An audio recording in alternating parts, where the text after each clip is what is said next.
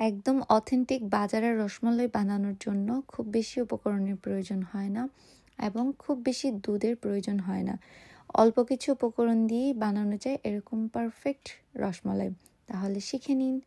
আসসালামু আলাইকুম, সবাই কেমন আছেন? আশা করি সবাই অনেক ভালো আছেন।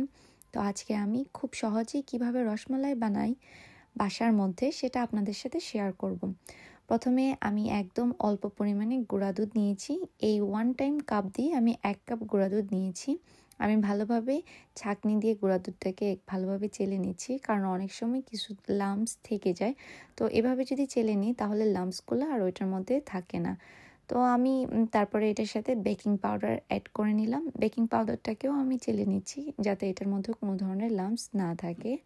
তারপর অল্প পরিমাণে আমি এটার মধ্যে ঘি দিয়ে দিচ্ছি, কারণ ঘিতে টেক্সচারটা অনেক ভালো আসে, স্মেলটা অনেক ভালো আসে। কেউ চাইলে ঘিটা স্কিপ করতে পারবেন, ঘির পরিবর্তে তেল দিতে পারবেন, তবে ঘিতে খুব ভালো স্ট্রাকচার আসে। তারপর আমি একটা ডিম ব্লেন্ড করে নিচ্ছি খুব ভালোভাবে। ডিমটাকে আমি ম্যাশ করে নিব খুব ভালোভাবে।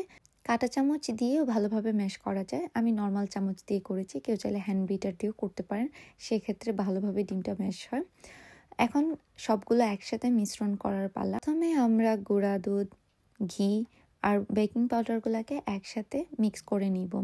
সবগুলো ভালোভাবে মিক্স হয়ে যাওয়ার পর আমরা এটার মধ্যে অল্প অল্প পরিমাণে ডিমের যে ডোটা আমরা রেডি করে রেখেছি সেই মিশ্রণটা এটার মধ্যে অ্যাড করব। অল্প অল্প পরিমাণে দিব, যাতে একসাথে বেশি পরিমাণে দিলে কি হবে, একদম অতিরিক্ত নরম হয়ে যাবে, বা অনেক ক্ষেত্রে দেখা যায় যে আমাদের পুরোটা ডিমের প্রয়োজনও পড়বে না, তার মধ্যে আমাদের এটা হয়ে যাবে। শুরুতে এটা একদম অনেকটা নরম সফট থাকবে। তো ভালোভাবে ডোটাকে মাখিয়ে তারপরে এটা কিছুক্ষণের জন্য রেখে দিতে হবে। আপনারা চাইলে 5 থেকে 10 মিনিট, তবে 5 মিনিট রেখে দিলেই হবে। ইনস্ট্যান্ট না বানানোটাই বেটার, কারণ হলো এটা একদম নরম থাকে। তো কিছুক্ষণ রেখে দিলে এটার মধ্যে যে সফটনেসটা একদম সেটা একটু শক্ত জমাট বেঁধে যায়, কারণ আপনারা জানেন যে গুঁড়া দুধ জমাট বাঁধতে অনেকটা সাহায্য করে খুব তাড়াতাড়ি। এরপর এখন আমি শেপ দিয়ে রসমলাইয়ের যে শেপগুলো সেভাবে আমি বানিয়ে নিচ্ছি। আমার এক একটা শেপ এক এক রকম হচ্ছিল। আপনারা চাইলে কেউ গোল, লম্বা, যে রকমের শেপ করতে মন চায় সেরকমভাবে আপনারা শেপ করতে পারেন, এটা আপনাদের ইচ্ছা অনুযায়ী। এই যে দেখেন আমার এইটুকু ডিমের অংশ অবশিষ্ট রয়ে গেছে। আমি এখন একটা পাতিলে চিনি দিয়ে নিচ্ছি। কেউ চাইলে চিনির পরিবর্তে কর্নফ্লেক্স মিল্কও ইউজ করতে পারেন। আমার বাসায় কর্নফ্লেক্স মিল্ক হাতের কাছে ছিল না, তাই আমি চিনি ব্যবহার করেছি। আমি চিনিটাকে প্রথমেই ক্যারামেল করে নিচ্ছি, যাতে করে চিনির মিশ্রণটা খুব ভালো আসে, এবং যে দুধের সাথে যখন চিনির এই ক্যারামেলটা মিক্স হয়ে যাবে, যাতে একটা হলদেটে একটা কালার আসে, দেখতেও যাতে খুব ভালো হয়। আমি এখানে একটা এলাচকে একদম গুঁড়া করে নিয়েছি, তারপর দুধের মধ্যে দিয়ে দিলাম। কারণ এলাচের গুঁড়াটা দুধের মধ্যে দিলে কি হয়, দুধের যে একটা স্মেল থাকে এই স্মেলটা চলে যায়। তো আমি এখানে লিকুইড দুধ প্লাস গুঁড়া দুধ দুটাই আমি ব্যবহার করেছি এখানে। এটা ইচ্ছা, আপনারা চাইলে গুঁড়া দুধ দিয়েও করতে পারেন, অনলি লিকুইড দুধ দিয়ে করতে পারেন।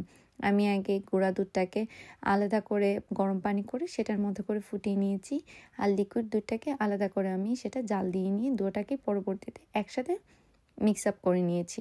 তারপর কিছুক্ষণ জাল দেওয়ার পর তারপরে আমার সবগুলো রসমালাই যেগুলো আমি বানিয়ে রেখেছিলাম সেগুলো আমি দিয়ে দিলাম। তো তারপর 15 মিনিটের মতো আমি এগুলাকে ঢেকে রেখে দিব। তার 1-2 বার মাঝে মাঝে নাড়া দিবেন, হালকা একটু করে, বেশি নাড়া দিতে যাবেন না, তাহলে রসমালাইগুলো ভেঙে যাবে। তারপর যখন দেখবেন যে দুধটা একদম ঘন হয়ে আসছে তখন নামিয়ে নেবেন। নামিয়ে ঠান্ডা করে বাটিতে পরিবেশন করতে পারবেন। রেডি হয়ে গেল আমার রসমালাই। আপনারাও চাইলে বাসায় বানিয়ে খেতে পারবেন। খুব সহজেই, খুব সিম্পল ওয়েতে এই রসমালাইটা বানানো যায়, এবং অল্প কিছু উপকরণ দিয়ে এই রসমালাই বানানো সম্ভব। ভালো থাকেন, আল্লাহ হাফেজ।